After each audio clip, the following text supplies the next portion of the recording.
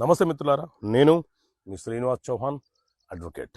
మిత్రులారా, ఒక కేసులోని రహస్యము కుట్ర ఏ రకంగా ఉందో చెప్పే ప్రయత్నం చేస్తాం. మిత్రులారా, ఒక వ్యక్తి వివాహం చేసుకున్న తర్వాత ఒక 1.5 year భార్య భర్తలు ఇద్దరు కూడా కలిసి కాపురం చేశారు.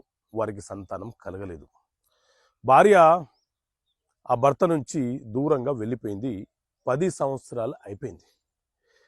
సో ఇతనికి ఊర్లో వ్యవసాయం చేసుకుంటాడు కాబట్టి ఈ విడాకులు అనేవి ఆమె రావట్లేదు కాబట్టి విడాకులు అయిపోయినట్లే అని భావిస్తూ అతను ఒంటరిగానే కాలం గడుపుతున్నాడు.